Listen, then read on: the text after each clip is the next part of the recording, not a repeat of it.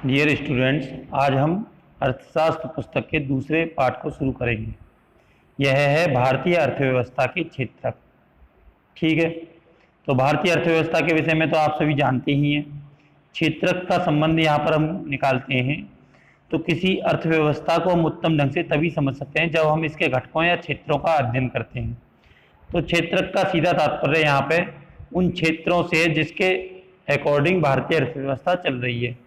आपने भूगोल में पहले प्राथमिक क्रियाएं, द्वितीयक क्रियाएं व तृतीयक क्रियाएं पढ़ी थी, तो उन्हीं के आधार पर इसमें क्षेत्रकों को डिवाइड कर लिया गया है। इनके अलावा भी क्षेत्रक वर्गीकरण के लिए इसमें अन्य मापदंडों का भी प्रयोग किया गया है, जैसे प्राथमिक, द्वितीयक व तृतीयक क्षेत्रक, इसके विषय में बताया आपको भी। संगठित व असंगठित क्षेत्रक, सार्वजनिक व निजी क्षेत्रक। तो इन सभी क्षेत्रकों के विषय में हम इस पाठ में आगे पढ़ेंगे। ठीक है, तो सबसे पहले बात करते हैं। आप ये इन चित्रों को देखिए। आप इन चित्रों के माध्यम से यह जानेंगे कि इन चित्रों में विभिन्न लोग विभिन्न प्रकार की आर्थिक क्रियाओं में हैं। जैसे प्रथम चित्र में ये ईंट पाथने का काम कर रहे हैं, दूसरे में ये कपड़े विक्रेता हैं, कपड़ा बेच रही हैं, तीसरे में ये कोई हॉकर सामान बेचने आया है, इसमें कुली है, इसमें कपास उत्पादन हो रहा है, खेतों में काम कर रही हैं महिलाएं। तो ये क्या है, विभिन्न आर्थिक क्रियाओं के माध्यम से लोग कार्य कर रहे हैं। ठीक है, तो बात करते हैं सबसे पहले प्राथमिक क्षेत्रक की।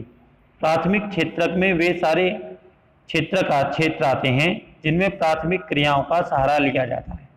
प्राथमिक क्रियाएं ऐसी क्रियाएं जिनमें हम प्राकृतिक संसाधनों के प्रत्यक्ष उपयोग पर आधारित अनेक गतिविधियां करते हैं। जिनमें अगर हम सादा भाषा में समझें तो सादा भाषा में इसे कहेंगे कि ऐसे क्रियाएं जिसमें प्राकृतिक उत्पादों का उत्पादन व निष्कर्षण किया जाता है, प्राकृतिक पदार्थों का, ये सारी प्राथमिक क्रियाएं कहलाती हैं। ठीक है जी, तो ऐसे क्षेत्र जिनमें प्राथमिक क्रियाएं की जा रही हैं वे सारे किस में आएंगे, प्राथमिक क्षेत्रक में आएंगे। ठीक है, जैसे खेती करना, डेयरी उत्पादन, पशुपालन, मत्स्य पालन, रेशम कीट पालन, तो ये सारे क्या हैं, प्राथमिक क्षेत्रक। ठीक है, इस क्षेत्र को कृषि सहायक क्षेत्रक भी कहते हैं। बात करें द्वितीयक क्षेत्रक की। द्वितीयक क्षेत्रक में हम क्या करते हैं, प्राकृतिक पदार्थों का प्रयोग करते हुए और उनसे कोई नवीन प्रोडक्ट को तैयार करते हैं। ठीक है, द्वितीयक क्षेत्रक में द्वितीयक क्रियाएं आती हैं।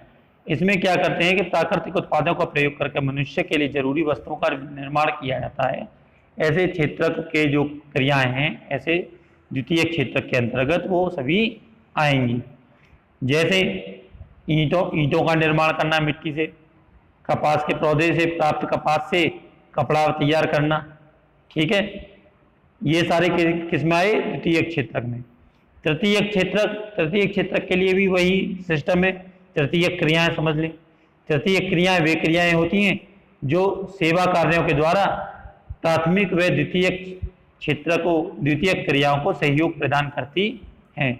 यानी इसमें कोई नए प्रोडक्ट का निर्माण तो नहीं किया जाता, लेकिन ये प्राथमिक क्रियाएं व द्वितीय क्रियाओं का सहयोग करती हैं, इसलिए ये तृतीय क्रियाएं कहलाती हैं। ठीक है, तो ऐसे क्षेत्र जिसमें तृतीय क्रियाएं आएंगी वे सारे क्या कहलाएंगे, तृतीय क्षेत्रक।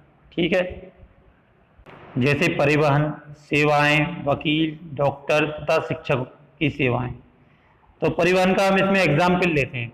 आज के समय में ट्रांसपोर्ट के बिना ना तो प्राथमिक क्रियाएं की जा सकती हैं, ना द्वितीय क्रिया की जा सकती हैं। जैसे खेती में हमें विभिन्न प्रकार के ट्रांसपोर्ट की आवश्यकता होती है। कच्चे माल को पहुंचाने के लिए, उस माल को जो हमें खेत से प्राप्त हुआ है उसको हम मार्केट तक पहुंचाते हैं, उसके लिए हमें क्या चाहिए, ट्रांसपोर्ट चाहिए।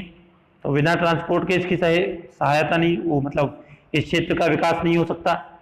उसी प्रकार से हम बैंकिंग देखें, बैंक का क्या कार्य है, बैंक का कार्य है हमें पैसा प्रदान करना। ठीक है, हमारे पैसे को स्टोर करना। और बैंकिंग हमारे लिए किस प्रकार से हेल्पफुल होती है, विभिन्न क्रियाओं में। बैंकों से हम पैसा लेते हैं, पैसे को हम विभिन्न क्रियाओं में लगाते हैं, उससे प्राप्त जो हमें फायदा होता है उसको हम फिर से उसमें स्टोर करते हैं। तो इस प्रकार से बैंकिंग ने भी इसमें सहयोग किया गया। ठीक है जी, इसीलिए तृतीय क्षेत्रक को हम सेवा क्षेत्रक भी कहते हैं। तो ये आपके प्राथमिक, द्वितीयक व तृतीयक क्षेत्रक हो गए। ठीक है, सेवा क्षेत्रक में कुछ ऐसी अपरिहार्य सेवाएं भी आती हैं जो प्रत्यक्ष रूप से वस्तुओं के सेवा उत्पादन से संबंधित नहीं होती, जैसे शिक्षक, डॉक्टर, धोबी, नाई, मोची, वकील आदि। तो ऐसा जो कार्य करने वाले लोग होते हैं, आप देखेंगे ये कोई नवीन प्रोडक्ट का निर्माण नहीं कर रहे, लेकिन ये उन लोगों की सहायता कर रहे हैं जो प्राथमिक व द्वितीयक क्षेत्रक में लगे हुए हैं। ठीक है, तो इसीलिए तृतीयक क्षेत्रक महत्वपूर्ण है, क्योंकि तृतीयक क्षेत्रक के सहायता से ही प्राथमिक व द्वितीयक क्षेत्रक रन करते हैं, अपना अच्छी प्रकार से कार्य कर पाते हैं। आगे ये एक्टिविटी दी गई है, आर्थिक गतिविधियों के उदाहरण। इसके विषय में आपको मैंने इसके विषय में आपको मैंने उसमें बताया था, क्लास में बताया था कि यह एक्टिविटी सभी को बनानी है। मैं उम्मीद करता हूँ आप सभी ने बना ली होगी। इससे आगे की बात कल अगली वीडियो में। धन्यवाद।